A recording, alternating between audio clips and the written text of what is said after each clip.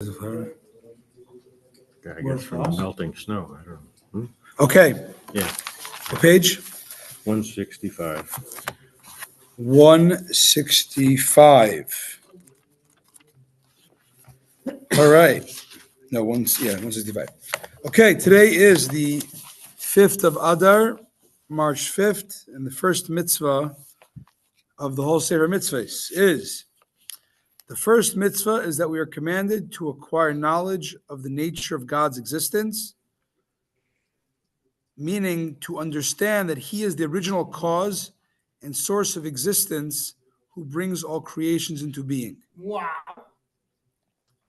So that is the first mitzvah, to acquire knowledge of the nature of God's existence. The source of this commandment is God's statement in Shemais 20, verse 2, I am Hashem, your Lord. Why is it that they look at the translation? I am God, your Lord. God, okay. Hashem. I am the Lord, your God. Anechi. I'm telling you that this is a very unusual translation. I've seen Interesting. it. Let's go next. The first prohibition is that we are forbidden from entertaining the thought that there's any deity other than God. Amen. Where do you read that? I'm skipping the middle. I'm just going to the bold lines. The bold lines are the actual mitzvahs. Bottom of the page. First prohibition. So the first mitzvah positive was belief, acquiring knowledge.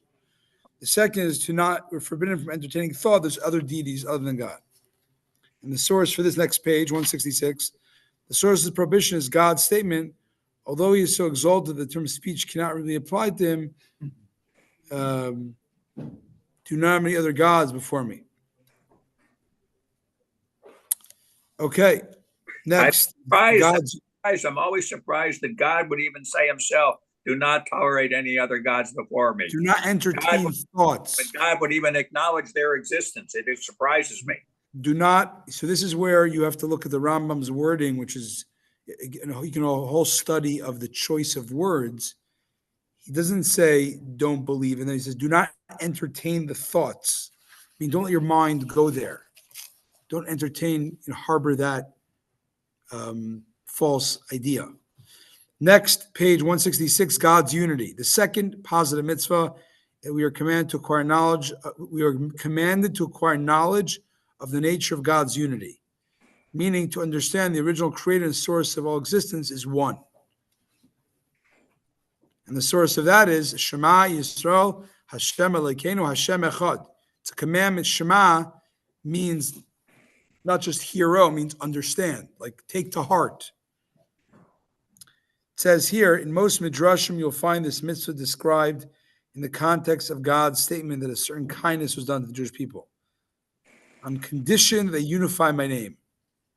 On condition they unite me, or similar. Those expressions mean to say that God took us out of bondage and heaped kindness upon us upon condition that we have His unity firmly fixed in our minds, since we're required to do so. So knowledge of God's unity, how God is the only one, or everything, there's many ways to understand that. He's the only one. It's a requirement. It's a mitzvah. This is called. Where are you reading? I'm reading the middle paragraph, the small print. All right. In many places, the expression is used, the mitzvah of His unity.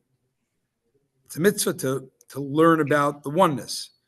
Our sage also called this mitzvah kingdom, saying the paragraph Shema is read before V'haya, that you should accept the kingdom of heaven, meaning the knowledge of God's unity. Interesting. I find that very...